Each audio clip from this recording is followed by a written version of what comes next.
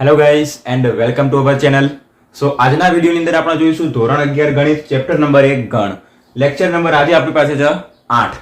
આજના વિડીયોની અંદર આપણે સ્ટાર્ટ કરીશું સ્વાધ્યાય 1.3 અને એની અંદર રહેલા દરેકે દરેક દાખલાના આપણે આજના વિડીયોની અંદર શીખવાના છીએ. બહુ સરળ અને બહુ જ સિમ્પલ આપણને આખો સ્વાધ્યાય આપેલો છે. વિડીયોમાં અંત સુધી બને રહેજો. આખો જ સ્વાધ્યાય 1.3 તમને આજના વિડીયોની અંદર શીખવા મળી જશે. ઓકે, તો વિડીયોમાં અંત સુધી બને રહેજો. સ્ટાર્ટ કરીએ. દાખલા નંબર 1 જોઈએ. એની અંદર આપણને શું કીધું છે? આપણને 7 નાની નાની ખાલી જગ્યા આપી છે. કીધું છે કે એની વચ્ચે ઉપગણ છે કે ઉપગણ નથી એ ખાલી જગ્યાની અંદર પૂરો. ઉપગણ છે કે ઉપગણ નથી એ આપણે ઓલરેડી ઉદાહરણની અંદર જોયું હતું. કેવી રીતના થાય તમે આ 7 એક્ઝામ્પલ જોશો એટલે તમને વધારે આઈડિયા આવી જશે. તો નંબર 1 થી સ્ટાર્ટ કરીએ. ઉપગણ ક્યારે કહેવાય? જ્યારે પહેલો કોઈ ગણ આપેલો હોય એ ગણના દરેકે દરેક સભ્યો બીજા ગણની અંદર હાજર હોય તો એનો ઉપગણ કહેવાય. ઉદાહરણ દ્વારા સમજીએ. આપણી પાસે કોઈ ગણ A છે અને એક ગણ B છે. તો એ B નો ઉપગણ ક્યારે કહેવાય? તો જ્યારે ગણ A ની અંદર રહેલા દરેકે દરેક ઘટકો, શું કીધું? દરેકે દરેક ઘટકો ગણ B માં શું હોય?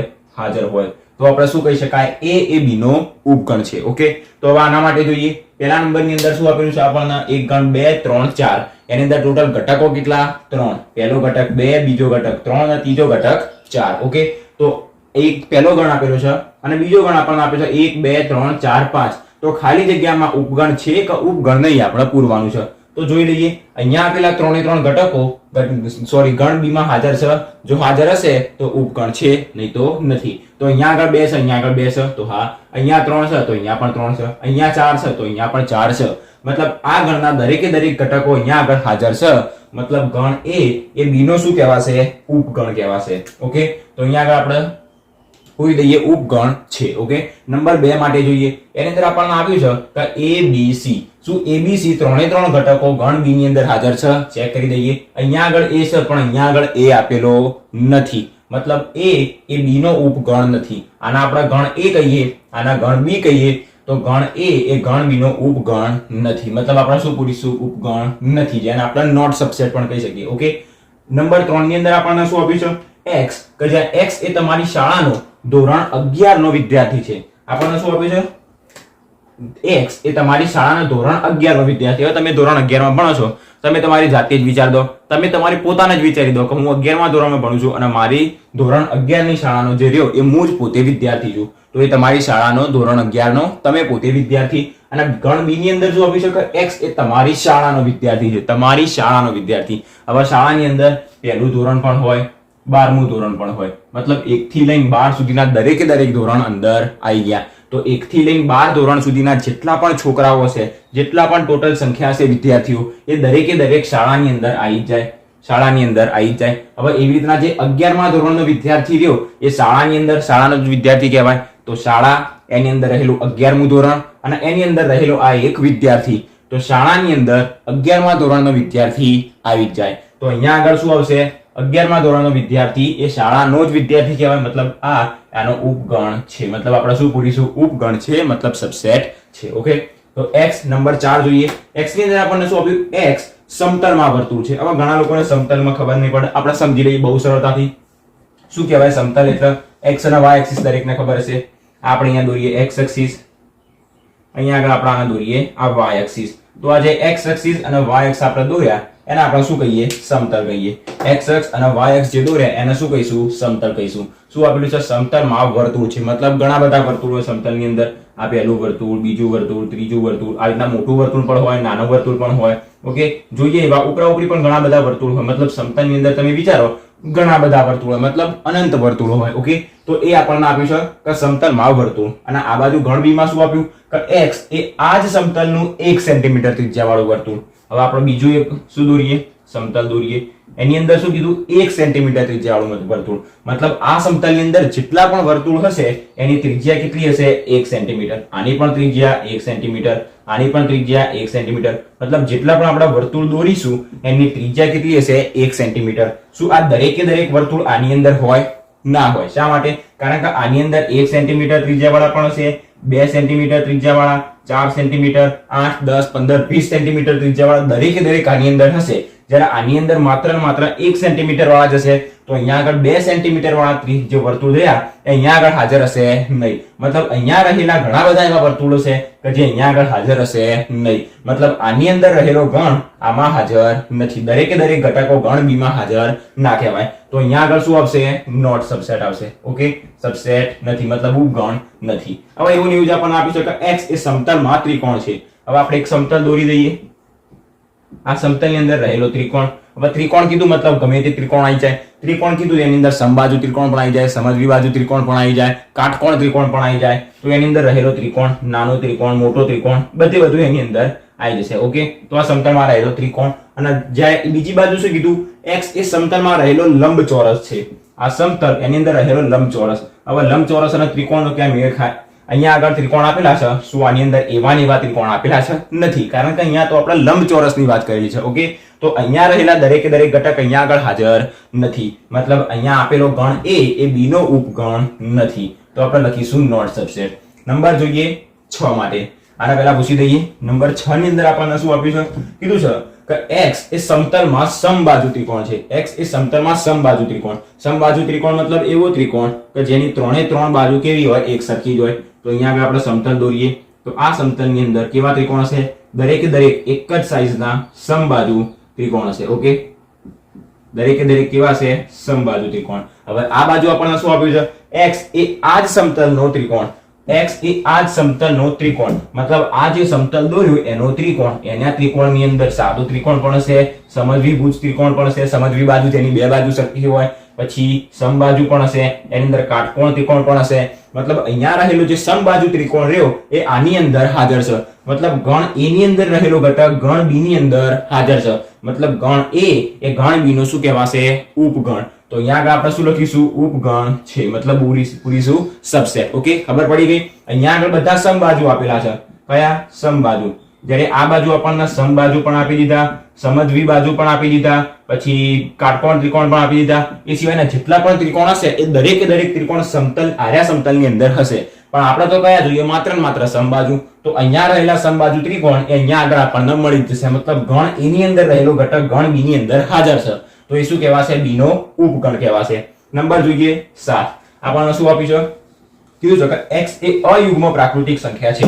અયુગ્મ પ્રાકૃતિક સંખ્યા મતલબ કઈ? અયુગ્મ મતલબ એકી સંખ્યા 1 3 5 7. તો 1 3 5 7 10 આગળ જઈ જશે. આ ગણ થઈ ગયો આપણો a. ગણ b ની અંદર આપણને શું આપ્યું? x એ પૂર્ણાંક સંખ્યા. પૂર્ણાંક સંખ્યા મતલબ જો 0 પણ આવી જાય, 1 2 3 આ બાજુ આગળ જશે.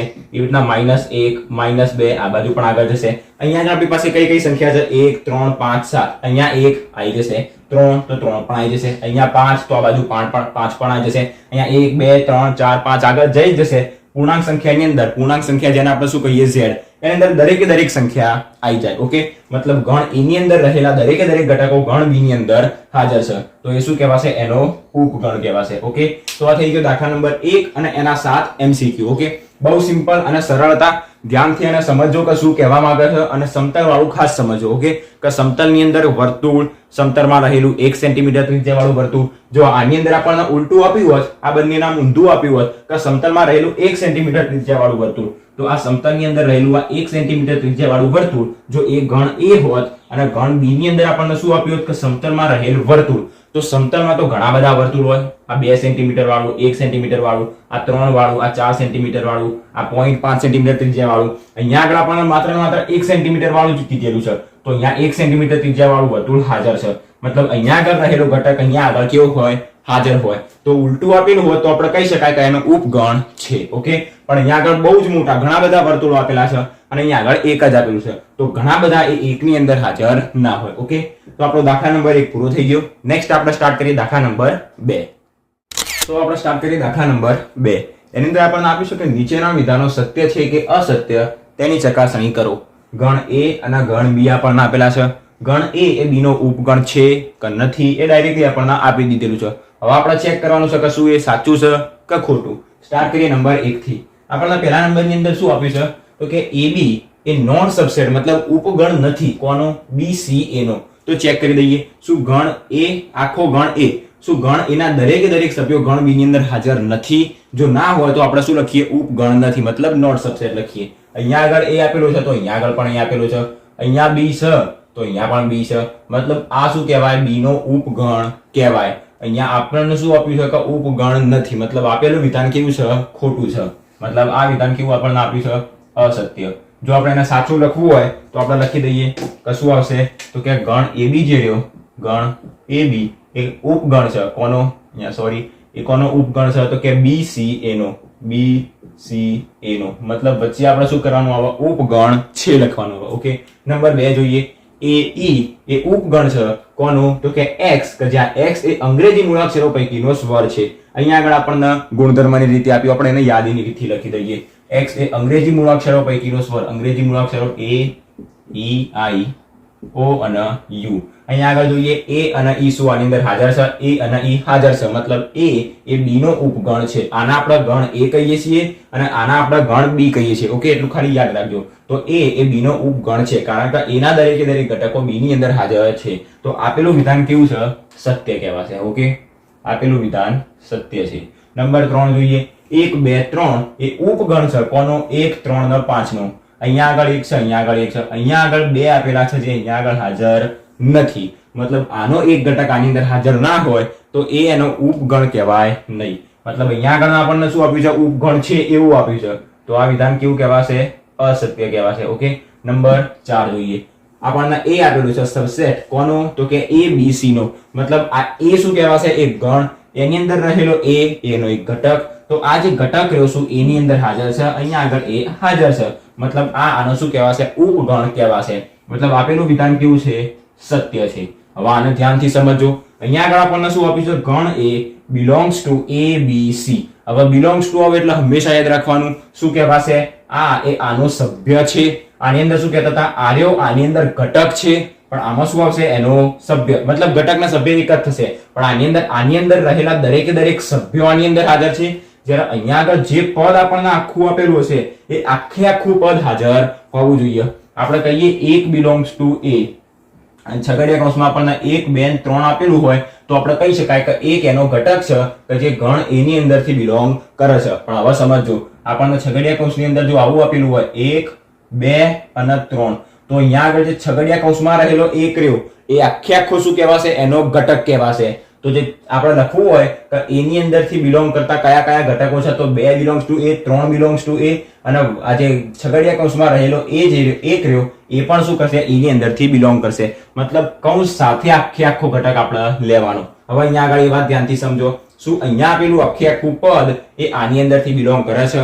તમે ધ્યાનથી જો, અહીંયા આગળ આપણને A આપેલું છે, અહીંયા આગળ A નથી આપેલો. જ્યારે સબસેટ હોય ત્યારે કૌંસ જોવાનો, જ્યારે belongs to હોય ત્યારે કૌંસ નહીં જોવાનું. એટલું યાદ રાખવાનું. જો belongs to હોય તો કૌંસ ના હોય અને સબસેટ હોય મતલબ ઉપગણ હોય તો કૌંસ હોય. ઓકે, તો અહીંયા આગળ શું આપેલું છે આપણને? આખો ગણ A શું એ આની અંદર હાજર છે? આની અંદર આપણને A આપેલું છે, પણ જ્યારે આપણે શું જોઈએ છે? કૌંસની અંદર રહેલો A. મતલબ આ વિધાન કેવું કહેવાય? અસત્ય કહેવાય. શું કહેવાશે? અસત્ય. અને સાચું વિધાન શું હોય એ પણ હું તમને સમજાવી દઉં. સાચું વિધાન શું બનશે આપણી પાસે?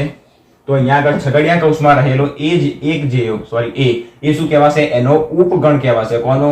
ABC નો, જે આપણે ઓલરેડી ઉપર જોયું. અને ફરીથી બીજી વાત સમજાવું. આ આપણે શું કર્યું? જમણી બાજુનું સુધાર્યું. જો ડાબી બાજુનું સુધારવું હોય તો શું કરત આપણે? A જે રહ્યો એ આનો શું કહેવાશે? એક ઘટક કહેવાશે. મતલબ એની અંદરથી બિલોંગ કરે છે, તો A એ આનો ઘટક કહેવાશે. જ્યારે છગડીયા કૌંસમાં રહેલો A શું કહેવાશે? આખો ગણ કહેવાશે. તો એ શું કહેવાશે? એનો સબસેટ કહેવાશે. ઓકે, તો આની અંદર ખાસ ધ્યાનથી સમજો, બહુ સરળતાથી આપણને ખબર પડી જાય. ઓકે, તો છગડીયા કૌંસ સાથે લખીએ તો આપણે લખી શકાય. અને આના જો belongs to માં લખવું હોય, આખા પદને belongs to માં લખવું હોય તો એને આપણે સાચી કેવી રીતે લખી શકાય? તો કે A જે રહ્યો એ બિલોંગ કરશે કોની અંદરથી? તો કે આ A, B અને C ની અંદરથી. મતલબ આખો જે આ A રહ્યો એ શું કહેવાશે? આખા ગણ B નો એક ઘટક કહેવાશે. ઓકે, તો આ A એ આની અંદરથી બિલોંગ કરે છે. જોઈએ નંબર આપણા 6. એની અંદર આપણને શું આપ્યું? x એ 6 કરતા નાની યુગ્મ પ્રાકૃતિક સંખ્યા. 6 કરતા નાની યુગ્મ પ્રાકૃતિક સંખ્યા. યુગ્મ મતલબ બેકી. 2, 4, 6 કરતા નાની મતલબ 6 કરતા નાની, તો આ 2 જ આવશે. અને બીજા નંબરની અંદર શું આપ્યું? x એ 36 પૈકીનો અવયવ હોય તેવી પ્રાકૃતિક સંખ્યા. હવે 36 પૈકીનો હોય મતલબ 36 ના અવયવો કયા? તો કે પહેલા આવશે 1, 2, 3, 4 વડે ભાગી શકાશે. હા. પછી 6 વડે. હા, 6 વડે ચેક કરજો. 4 વડે ભગાશે, 6 વડે પણ ભગાશે, 8 વડે નહીં ભગાય. 9 ચોક 36 થશે. 12 તરી 36 થશે, 18 દુ 36 થશે અને 36 પોતે એનો અવયવ આવશે. તો 2 અને 4 આ ગણ A, આ ગણ B. શું આના દરેકે દરેક ઘટકો આની અંદર હાજર છે? અહીંયા 2 અને 4 છે, તો અહીંયા આગળ 2 અને 4 હાજર છે. મતલબ ગણ B એ B નો ઉપગણ છે. તો અહીંયા આગળ આપણને એ જ આપી શકે ઉપગણ છે. તો આપેલું વિધાન કેવું કહેવાશે? સત્ય કહેવાશે. ઓકે, તો થઈ ગયા આપણી પાસે દાખલા નંબર 2 ના 6 એક્ઝામ્પલ, જેની અંદર સત્ય અને અસત્ય વિધાન આપણે ચકાસવાનું હતું. આની અંદર તમને થોડું કન્ફ્યુઝન થઈ શકે. ધ્યાનથી ફરીથી એક વખત વિડીયોને રિવાઇઝ કરો. બિલોંગ્સ ટુ ક્યારે આવે, ઉપગણ ક્યારે આવે એ સમજી લેજો. ઓકે, જેના કોઈ ઘટક વિશે વાત કરે તો બિલોંગ્સ ટુ, અને કોઈ ગણ વિશે વાત કરે તો ઉપગણ આવશે. ઓકે, ગણ અને ઉપગણમાં વચ્ચે સબસેટ આવશે, મતલબ આ ઉપગણનું ચિહ્ન આવશે, અને ઘટક ગણ અને ઘટક વિશે વાત કરે તો બિલોંગ્સ ટુ આવશે. ઓકે, દાખલા નંબર 2 પતી ગયો. આપણે સ્ટાર્ટ કરીએ દાખલા નંબર 3. દાખલા નંબર 3 બહુ સિમ્પલ અને બહુ જ ઇમ્પોર્ટન્ટ આર્યો એક્ઝામ્પલ છે, કારણ કે આની અંદર આપણને બહુ જ શું કરશે? કન્ફ્યુઝન કરશે. જો આની અંદર આપણે જોઈએ, ગણ એ બરાબર આપણને શું આપેલું છે? 1, 2, પછી 3, 4 અને 5 આવું આપણને આપેલું છે. પહેલા આપણે આના સમજી લઈશું. ઓકે, પછી આગળ જોઈએ. નીચેના વિધાનો પૈકી કયા વિધાન સત્ય છે અને અસત્ય આપણે ચેક કરવાનું છે. તો પહેલા તો આપણને આ જે ગણ આપેલો છે એના આપણે અહીંયા આગળ સમજીએ. ગણ એ બરાબર આપણને શું આપેલું છે? કૌંસની અંદર 1, 2, પછી 3, 4 અને 5. ઓકે, તો અહીંયા આગળ આપણા 1 એ શું કહેવાય? આ ગણનો સભ્ય કહેવાય. મતલબ 1 બિલોંગ્સ ટુ A કહેવાય. પછી 2 પણ શું કહેવાય? એનો સભ્ય કહેવાય. મતલબ 2 બિલોંગ્સ ટુ A. અને હવે ફરીથી તમને કહું કે આ આખી જે આપણને કૌંસની અંદર આપેલો રહ્યો એ શું કહેવાશે? એનો ઘટક કહેવાશે, મતલબ સભ્ય કહેવાશે. તો આખો જે 3, 4 રહ્યો કૌંસની અંદર 3, 4, પહેલો પદ અલ્પવિરામ, બીજું પદ અલ્પવિરામ, ત્રીજું પદ આપણને આખું જે કૌંસની અંદર આપેલું રહ્યું એ શું કહેવાય? એનો સભ્ય કહેવાય. મતલબ એ એની અંદરથી બિલોંગ કરે છે. અને એ સિવાય 5 જે રહ્યો એ પણ શું કહેવાશે? એનો સભ્ય, મતલબ ઘટક કહેવાશે. તો આની અંદર 1 પણ એક સભ્ય છે, 2 પણ એક સભ્ય છે, પછી 3, 4 ભેગો એક શું કહેવાશે? સભ્ય કહેવાશે. અને 5 શું કહેવાશે? ચોથો સભ્ય. તો ખાલી અંદર આટલી વસ્તુ સમજણ પડવી જોઈએ. બાકી આ હું તમને કમ્પ્લીટ સમજાવી દઉં. નંબર 1 થી આપણે સ્ટાર્ટ કરીએ. શું આપણને કહેવામાં આવેલું છે કે 3, 4 એ ઉપગણ છે, એનો સત્ય છે કે અસત્ય? આપણને આપી દીધું છે કે એનો ઉપગણ છે. આપણે કહીશું સત્ય કે અસત્ય. હવે એનો ઉપગણ મતલબ એ રહ્યો આપણને અહીંયા આગળ સેમ ટુ સેમ આવો ને આવો એ અહીંયા આગળ મૂકી દઈએ. તો શું આની અંદર રહેલા દરેકે દરેક પદ, દરેકે દરેક સભ્યો આની અંદર હાજર છે? જો હા, તો આપેલું વિધાન સત્ય. નથી તો આપેલું વિધાન અસત્ય. અહીંયા આગળ આપણને 3 આપેલા છે અને એક આપણને સભ્ય આપ્યો છે 4. આની અંદર તમને 3 અને 4 દેખાતા હશે, પણ 3 અને 4 બંને કેવા છે? ભેગા છે. જ્યારે આપણને શું આપ્યું છે? 3, 4, મતલબ 3 અલ્પવિરામ 4, મતલબ એક પદ આપેલું છે 3, એક પદ આપેલું છે 4. જો બંને જે ઘટકો રહ્યા એ એની અંદરથી બિલોંગ કરવા જોઈએ. બંને ઘટકો એની અંદરથી બિલોંગ કરવા જોઈએ તો આખો ગણ શું કહેવાશે? એનો ઉપગણ કહેવાશે. પણ અહીંયા આગળ જોઈએ 3 અને 4 એ આની અંદર ભેગા આપેલા છે, મતલબ 3 અને 4 આખો એક સભ્ય આપેલો છે. તો આ એ શું કહેવાશે? આનો ઉપગણ કહેવાશે નહીં. જો આપણને આવું આપેલું હોત 3, 4, સોરી એક જ મિનિટ, આપણને જે 3 અને 4 આપેલું રહ્યું 3, 4 કૌંસની અંદર, એની ઉપર તમે બીજો એક કૌંસ લગાવી દો તો એનો ઉપગણ કહેવાય. ઓકે, કોઈ પણ સભ્યની ઉપર તમે છગડીયો કૌંસ લગાવી દો. શું કીધું મેં? કોઈ પણ સભ્ય અથવા તો ઘટકની ઉપર તમે કૌંસ લગાવી દો તો એ શું કહેવાશે? એનો ઉપગણ કહેવાશે. આ યાદ રાખજો, છેલ્લા સુધી તમને યાદ રહેશે. ઓકે, તો આપણે જોઈએ આની અંદર જો આવું આપેલું હોત તો એ એનો શું કહેવાત? ઉપગણ કહેવાત. પણ 3 અને 4 બંને જે સભ્ય રહ્યા એ આની અંદર હાજર નથી. આની અંદર આખું પદ આપેલું છે, પણ આપણે 3 અને 4 અલગથી જોઈએ, જે અહીંયા આપેલું નથી. મતલબ આપેલું વિધાન કેવું કહેવાય? અસત્ય કહેવાશે. નંબર 2 જોઈએ. 3 અને 4 શું એ એની અંદરથી બિલોંગ કરે છે? 3 અને 4 એ એની અંદરથી બિલોંગ કરે છે. મતલબ જોઈએ અહીંયા આગળ આપણે તો અહીંયા આગળ આપણે જોઈએ 3, 4 બિલોંગ્સ ટુ A. હવે બિલોંગ્સ ટુ ક્યારે વપરાય? મેં તમને હાલ જ કીધું, 1 બિલોંગ્સ ટુ A. મતલબ એક જે રહ્યો એ ગણ એનો સભ્ય છે. સભ્ય મતલબ આખો એની અંદર એક આવી ગયો. ઓકે, તો અહીંયા આગળ શું આપ્યું છે? 3, 4 એની અંદરથી બિલોંગ કરે છે. તો અહીંયા આગળ આપણે જોઈએ આ શું કહેવાય? 3, 4 એક એનો સભ્ય. તો અહીંયા આગળ એવું ને એવું જ 3 અને 4 આપેલું છે. તો આખો 3, 4 એની અંદરથી બિલોંગ કરે છે. તો કે હા, મતલબ આપેલું વિધાન કેવું કહેવાશે? સત્ય કહેવાશે. ધ્યાનથી સમજજો. અહીંયા આગળ જ્યારે બિલોંગ્સ ટુ આપેલું છે, બિલોંગ્સ ટુ મતલબ આગળ આપેલું આખું પદ ગણ B ની અંદર હોવું જોઈએ. આખું પદ જો બીજાની અંદર હોય તો આપણે બિલોંગ્સ ટુ વાપરીએ. જ્યારે ઉપગણ ક્યારે વાપરીશું? એની અંદર રહેલા દરેકે દરેક સભ્યો આની અંદર હાજર હોય ત્યારે આની અંદર 3 અને 4 આપેલા છે, જ્યારે અહીંયા આગળ 3 અને 4 ભેગા આપેલા છે અને આની ઉપર જો આપણે બીજો એક કૌંસ લગાવી દઈએ તો સબસેટ કહેવાય, મતલબ ઉપગણ કહેવાય. આગળ તમને હજી વધારે ખબર પડશે. અહીંયા આગળ આપણને એ જ આપેલું છે. તો શું 3 4 કૌંસની અંદર રહેલું 3 4 એની અંદરથી બિલોંગ કરે છે, મતલબ એનો સભ્ય છે. જ્યારે આપણે બિલોંગ્સ ટુ કહીએ તો શું કહીએ? સભ્ય છે. મતલબ 3 4 એ એનો સભ્ય છે. આપણે હાલ જ બતાવ્યું 3 4 એ એનો સભ્ય છે. મતલબ આપેલું વિધાન કેવું છે? તો કે સત્ય કહેવાશે. ઓકે, હવે અહીંયા આગળ આપણે જોઈએ. મેં તમને હાલ જ કીધું કે જો છગડીયા કૌંસની અંદર આપણને 3 4 જે એના ઉપર કૌંસ લગાવીને આપો તો એ શું કહેવાશે? એનો ઉપગણ કહેવાશે. તો 3 4 એક સભ્ય, એના ઉપર આપણે હજી એક કૌંસ લગાવી દઈએ તો એ શું કહેવાશે? એનો ઉપગણ. મતલબ આ વિધાન કેવું થઈ ગયું? સત્ય થઈ ગયું. આ જોઈએ શું એક એ બિલોંગ્સ ટુ એ છે, મતલબ એની અંદર એક આવેલો છે તો એની અંદર એક હાજર છે. એક એ એની અંદર હાજર છે, મતલબ આપેલું વિધાન કેવું છે? તો કે સત્ય. હવે આ જુઓ શું એક એ એનો સબસેટ છે. સબસેટ છે મતલબ શું? એક જે રહ્યું એ આખે આખું આની અંદર આવી ગયો. ઘણા લોકો કહેશે હા, પણ જ્યારે સબસેટ આવે એટલે એક વસ્તુ યાદ રાખવાની, એની આગળ શું હોવું જોઈએ? છગડીયો કૌંસ હોવો જોઈએ. જો આપણને આવું આપેલું હોય તો એક એ સબસેટ એ, તો આ વિધાન સાચું કહેવાય. પણ અહીંયા આગળ આપણને શું આપેલું છે? એક એ એનો ઉપગણ છે. એક એ એનો ઉપગણ છે તો એક તો અહીંયા તમને દેખાતું છે, તમે કહેશો કે હા ઉપગણ છે, પણ અહીંયા આગળ શું કીધું છે? જો છગડીયો કૌંસ હાજર હોય, આવી રીતે મેં તમને બતાવ્યું કે જો કૌંસ હાજર હોય તો એ એનો ઉપગણ કહેવાય. જ્યારે એક શું કહેવાય? આનો સભ્ય કહેવાય. અહીંયા આગળ ધ્યાનથી જુઓ, એક શું હોય? ગણ એનો સભ્ય. તો એક એ એની અંદરથી બિલોંગ્સ ટુ થતો હોય, એક એ એનો સભ્ય કહેવાય નહીં. ઓકે, આટલું જ ખાલી યાદ રાખવાનું. એક એ એનો સભ્ય છે, ઉપગણ નથી. ઓકે, નંબર જોઈએ 5. છઠ્ઠો નંબર જોઈએ. આની અંદર આપણને શું જવાબ મળશે? અસત્ય. નંબર જોઈએ 6. 1 2 5 એ એનો સબસેટ છે, મતલબ એનો ઉપગણ છે. જો આ ગણ એની અંદર 1 2 અને 5 આ ત્રણે ત્રણ સભ્યો એની અંદર જો હાજર હશે તો આપણે એનો ઉપગણ કહી શકાશે. અહીંયા આગળ 1 આપેલો છે તો અહીંયા પણ 1 છે, અહીંયા 2 આપેલો છે અહીંયા પણ 2, અહીંયા 5 છે તો અહીંયા આગળ પણ 5 છે. મતલબ અહીંયા રહેલા દરેકે દરેક સભ્યો ગણ એની અંદર હાજર છે. મતલબ આપેલું વિધાન કેવું કહેવાશે? સત્ય કહેવાશે. હવે એવું ને એવું આપણને શેની અંદર આપ્યું છે? બિલોંગ્સ ટુ માં આપ્યું છે કે 1 2 5 એ એની અંદર બિલોંગ કરે છે. તો 1 2 અને 5 બિલોંગ કરતું હોય તો એને આપણે આવી રીતના દર્શાવાય કે 1 બિલોંગ્સ ટુ એ, પછી 2 બિલોંગ્સ ટુ એ અને 5 બિલોંગ્સ ટુ એ. આખે આખું કૌંસમાં લખીએ તો એ એની અંદરથી બિલોંગ ના કરે. બિલોંગ કરવું મતલબ શું? એનો સભ્ય છે. આપણને આખે આખો જે ગણ આપેલો રહ્યો એની અંદર તમને આવું ક્યાં દેખાય છે કે 1 2 5 1 2 5 આખો કૌંસની અંદર તમને આવું દેખાય છે? 1 2 5 નહીં દેખાતું હોય. સભ્ય હોવું મતલબ શું? આખે આખો ગણ એ એનો એક શું હોય? સભ્ય હોય. તો 1 2 5 એની અંદરથી બિલોંગ કરે, મતલબ આવી રીતના આપણને કોઈ શું આપેલું હોય? ગણ આપેલું હોય જેની અંદર 1 2 5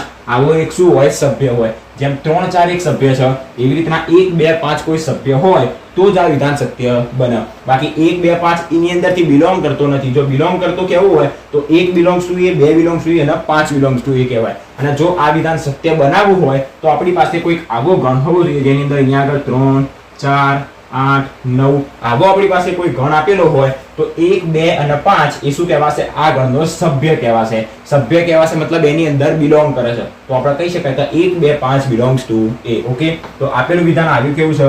અસત્ય. ઓકે, નંબર જોઈએ આપણે 5 6 7 8મા નંબરનું. 1 2 3 એ એનો ઉપગણ છે. જોઈએ આપણને આ ત્રણે ત્રણ ઘટકો જો એની અંદર હાજર હશે તો ઉપગણ છે. તો જોઈએ 1 અહીંયા આગળ હાજર છે, 2 પણ અહીંયા આગળ હાજર છે, પણ 3 હાજર નથી.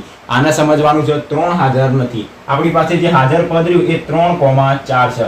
આખે આખો એક સભ્ય છે, જ્યારે 3 અલગથી કોઈ સભ્ય આપેલો નથી. તો આની જવાબ શું આવશે? અસત્ય.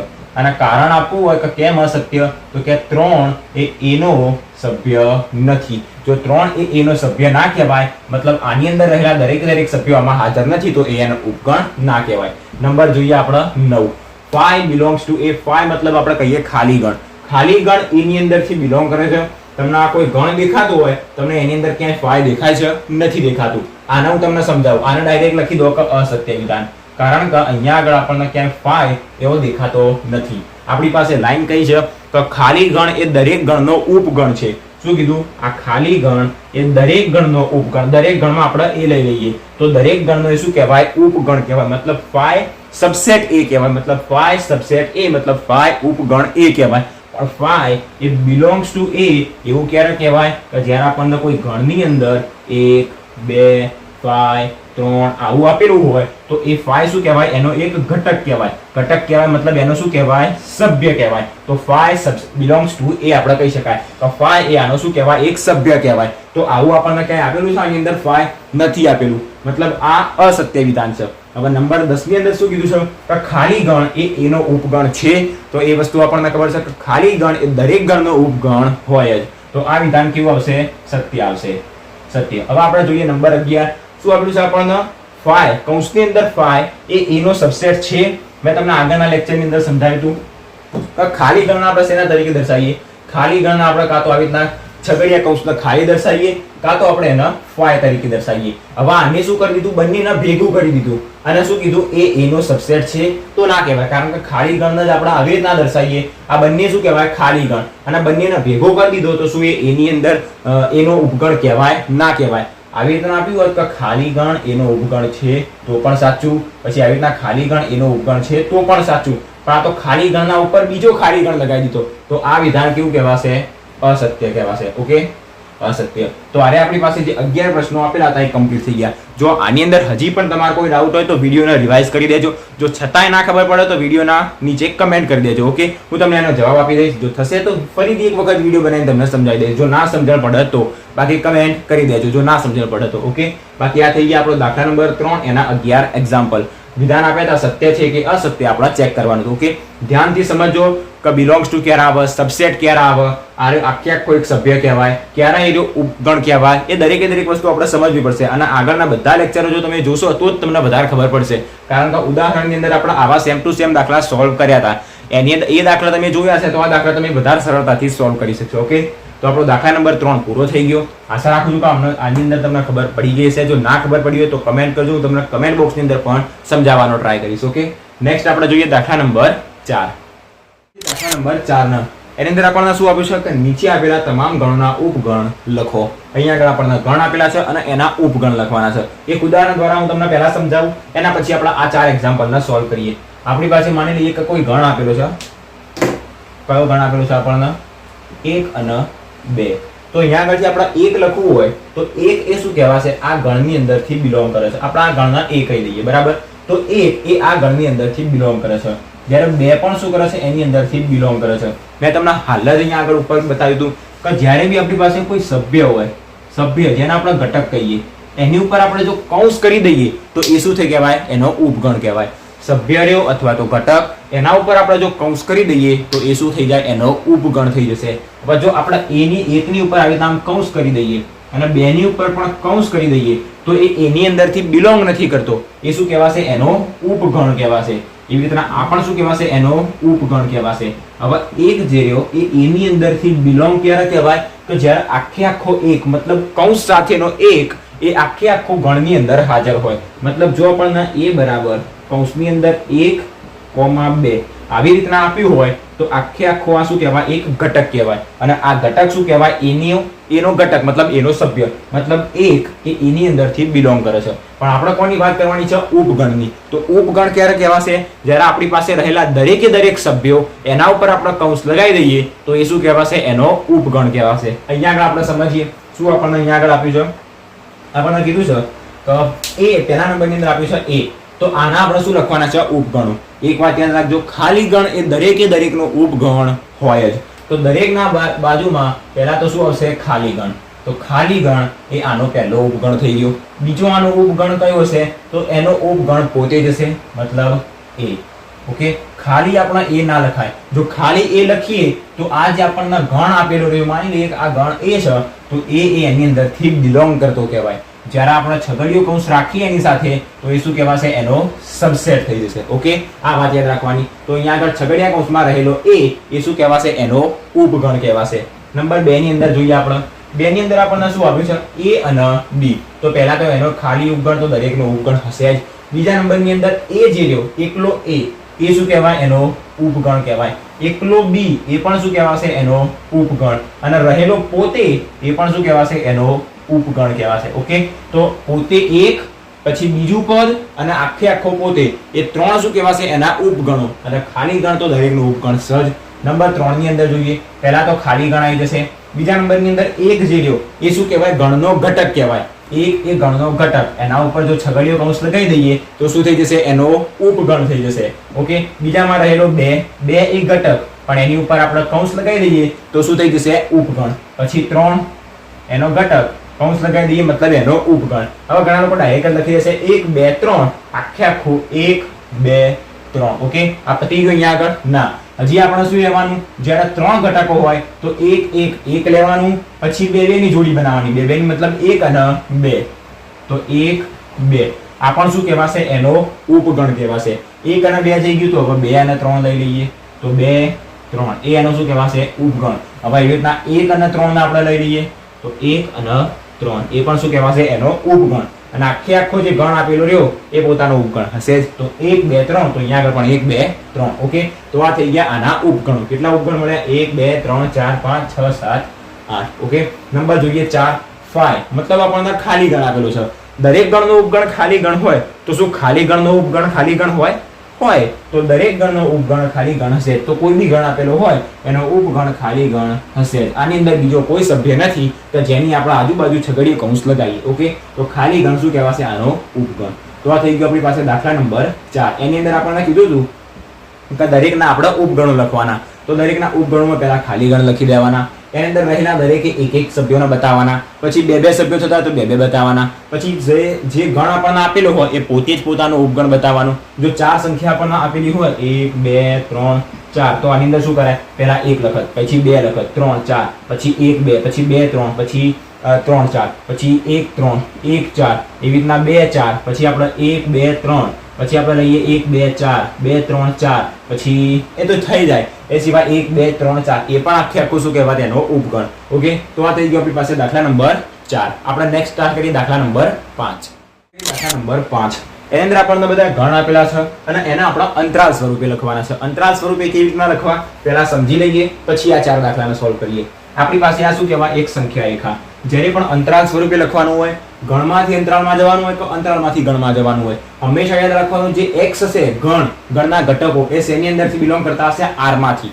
r મતલબ રિયલ નંબર, જેને આપણે કહીએ વાસ્તવિક સંખ્યાઓ. અને આપણને ખબર છે કે વાસ્તવિક સંખ્યાઓ મતલબ જેટલી પણ સંખ્યા રહી એ દરેક સંખ્યાનું મિશ્રણ, જેને આપણે વાસ્તવિક સંખ્યા કહીએ, જેની અંદર પ્રાકૃતિક, પૂર્ણાંક, અપૂર્ણાંક, સમય, અસમય દરેક સંખ્યા આવી જશે. ઓકે, તો આ સંખ્યા રેખા રહી, એની ઉપર 0 1 સોરી અહીંયા આગળ આવશે 1, પછી આવશે અહીંયા 2 આ 3, આ બાજુ આવશે -1 -2 -3. ઓકે, તો અહીંયા આગળ હું એમ તમને એમ કહું કે આપણે એવી સંખ્યા લેવાની છે કે જે -2 કરતા મોટી અને 2 કરતા નાની. આ -2 અને આ 2 -2 કરતા મોટી મતલબ -2 ને લેવાનું નહીં.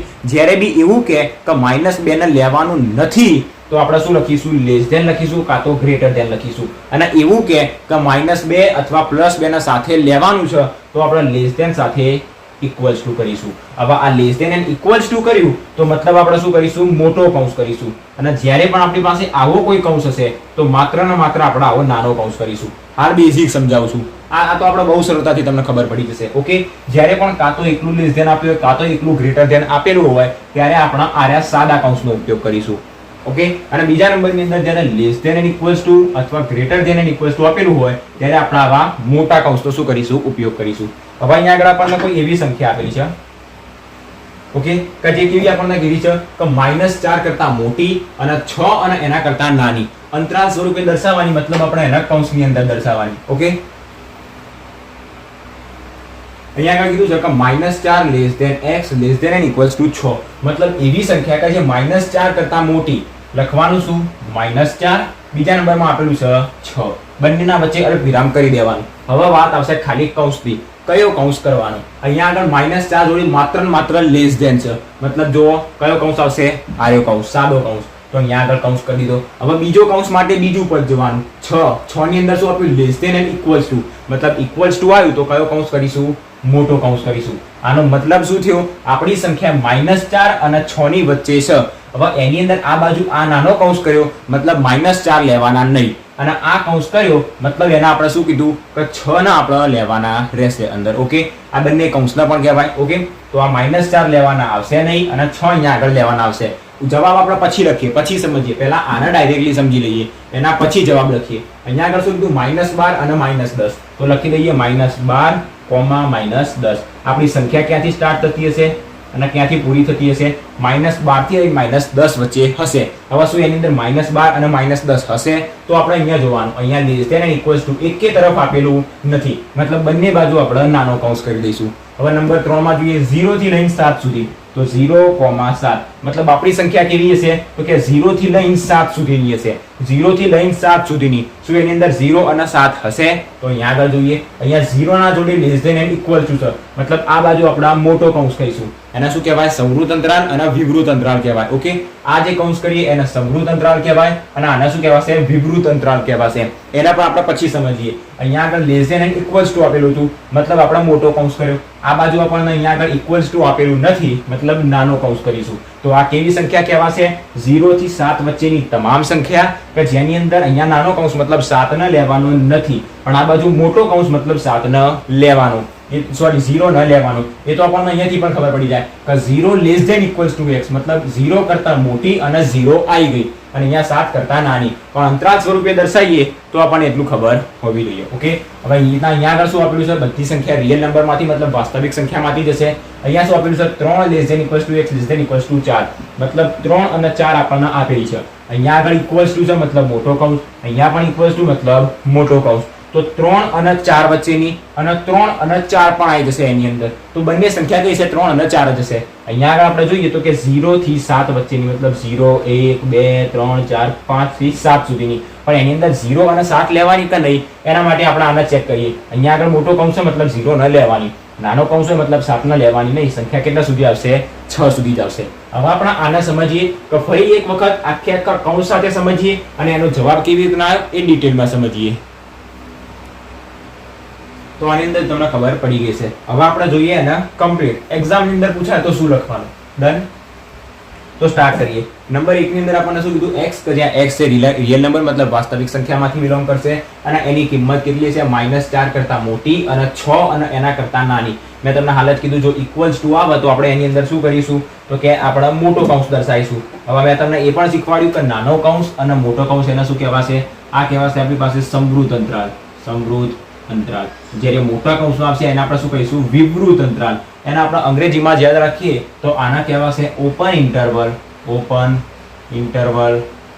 ત્યારે આના શું કહેવાશે? Closed interval. Closed interval. Okay, open interval, closed interval. એના ફરી એક વખત સમજીએ. આપણી પાસે સંખ્યા રેખા 0 1 2 માઇનસમાં આવશે. આ બાજુ 1 અને 2. જો આપણને આવી રીતના કોઈ કૌંસ આપેલો હોય, આવી રીતના, મતલબ આપણી કિંમત -1 અને 2 ની વચ્ચે રહેલી છે. -1 અને 2 ને લેવાની નહીં, એ બંનેની વચ્ચે રહેલી છે. પણ જો આપણને આવું આપેલું હોય -2 -1 0 1 અને 2, જો આપણને આવું આપેલું હોય મોટો કૌંસ જેને આપણે શું કહીશું? ક્લોઝ ઇન્ટરવલ, તો એના આપણે શું કહેવાશે તો કે એની કિંમત -2 અને 2 ની વચ્ચે તો સહજ, પણ એ સિવાય -2 અને 2 એ પોતે પણ છે. ઓકે, ત્યારે મોટો કૌંસ કરીએ મતલબ એ એની કિંમત છે, નાનો કૌંસ મતલબ કિંમત નથી. તો 1 ની અંદર જોઈએ શું આપ્યું છે? એની કિંમત -4 કરતા મોટી, -6 કરતા નાની, મતલબ કે -4 અને 6 આપેલું છે લખી દેવાનું. હવે આની અંદર ઇક્વલ્સ ટુ છે મતલબ આપણો મોટો કૌંસ, અહીંયા આગળ ઇક્વલ્સ ટુ નથી તો નાનો કૌંસ. બહુ સરળતાથી આપણને આનો જવાબ મળી જાય. અહીંયા આગળ સ્ટાર્ટ કરીએ -12 થી -10 ની વચ્ચે, -12 થી -10 ની વચ્ચે. અહીંયા આગળ ઇક્વલ્સ ટુ નથી મતલબ કયો આવશે? નાનો ઇન્ટરવલ આવશે. અહીંયા આગળ પણ ઇક્વલ્સ ટુ નથી મતલબ નાનો ઇન્ટરવલ. નંબર 3 ની અંદર જોઈએ 0 અને 7 ની વચ્ચે. હવે ખબર પડી ગઈ છે 0 અને 7 ની વચ્ચે. 0 ના સાથે ઇક્વલ્સ ટુ આપેલું છે મતલબ અહીંયા આગળ કયો આવશે? મોટો બ્રેકેટ આવશે. ત્યારે અહીંયા આગળ કેવું આવશે? નાનું, કારણ કે અહીંયા આગળ આપણી પાસે શું કહેવાય? ઇક્વલ્સ ટુ ચિહ્ન આપ્યું નથી. અહીંયા આગળ બંનેમાં આપ્યું છે, મતલબ બંનેની અંદર શું આવશે? Close interval. તો આને શું કહેવાશે? 3 અને 4 ની વચ્ચે, તો 3,4. ઓકે, તો આ થઈ ગયા એના જવાબ. આપણને અંતરાલ સ્વરૂપે ગણને દર્શાવવાના હતા. હવે આપણને ગણ આપ્યા છે એના અંતરાલ સ્વરૂપે દર્શાવીએ. બહુ સિમ્પલ. આટલું વાક્ય તો ફિક્સ રાખવાનું કે ગણ x, કે જ્યાં x એ રિયલ નંબર મતલબ વાસ્તવિક સંખ્યામાંથી બિલોંગ કરતો હશે.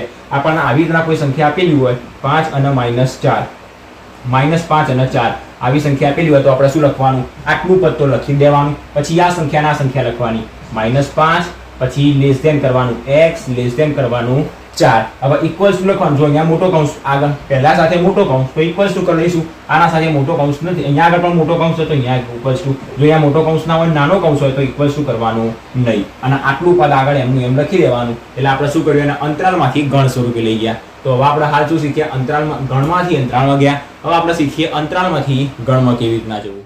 નંબર 6 એની અંદર આપણને અંતરાલ આપેલા છે અને એના આપણે ગણમાં લખવાનું છે, મતલબ ગુણધર્મની રીતમાં લખવાનું છે. તો આપણે જોઈએ કેવી રીતના લખીશું. -3 અને 0 પહેલી લાઈન કીધી હતી આપણને યાદ જ હોવી જોઈએ કે ગણ x કે જ્યાં x શેની અંદરથી બિલોંગ કરતો હશે, રિયલ નંબરમાંથી, કોમા જે બે સંખ્યા આપેલી હોય એ લખી દેવાની. -3 અને 0 તો -3 x 0 અને હવે કૌંસ પતાઈ દેવાનું. હવે જોઈએ કે મોટું બ્રેકેટ છે નથી, જો મોટું બ્રેકેટ ના હોય તો ક્યાં ઇક્વલ્સ ટુ કરવાની જરૂર નહીં. હવે અહીંયા આગળ 6 અને 12 મતલબ આનો મતલબ શું થશે કે x ની કિંમત રિયલ નંબરમાંથી મતલબ વાસ્તવિક સંખ્યામાંથી બિલોંગ છે અને એની કિંમત -3 કરતા મોટી અને 0 કરતા નાની છે. ઓકે, એ પણ આપણને ખબર હોવી જોઈએ. લખવા પૂરતું નહીં લખવાનું, આપણે યાદ પણ રાખવાનું કે કેવી રીતના એની કેટલી કિંમત હશે. ઓકે, નંબર 2 જોઈએ 6 થી 12 સુધીની આપણને કીધી છે. તો પહેલા તો x કે જ્યાં x બિલોંગ્સ ટુ વાસ્તવિક સંખ્યા 6 અને 12, 6 x 12.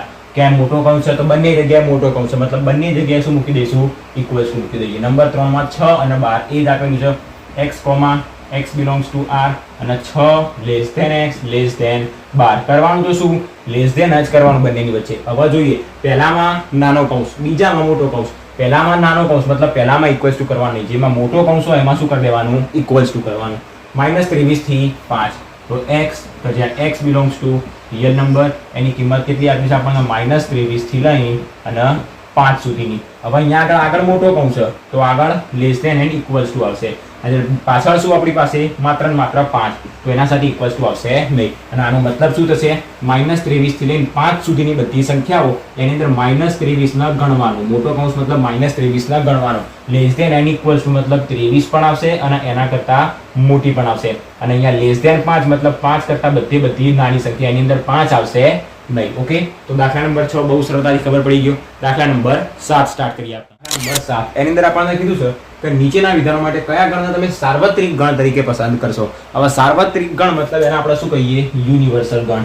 એવો ગણ કે જેની અંદર બીજા ઘણા બધા ગણોનો શું થઈ જાય, સમાવેશ થઈ જાય. આપણે એક ગણ a લઈએ, એક ગણ b લઈએ, એક c લઈએ, એક d લઈએ. તો યુનિવર્સલ ગણ મતલબ આ એક એવો સાર્વત્રિક ગણ છે કે બાકીના દરેકે દરેક ગણના ઘટકો જે રહ્યા એ યુનિવર્સલ ગણ મતલબ સાર્વત્રિક ગણની અંદર આવી ગયા. તો સાર્વત્રિક ગણ મતલબ એવો ગણ કે બાકીના દરેકે દરેક ગણનો સમાવેશ એની અંદર થઈ જાય. ઓકે, ગમે જેટલા બીજા ગણ હોય, 4 હોય, 5 હોય, 2 હોય, એ દરેકે દરેક ગણના ઘટકોનો સમાવેશ સાર્વત્રિક ગણની અંદર થઈ જતો હોય. ઓકે, આપણે આની અંદર જોઈએ આપણને કાટકોણ ત્રિકોણનો ગણ આપેલો છે કે જેની અંદર આપણી પાસે કેવા કાટકોણ ત્રિકોણ છે.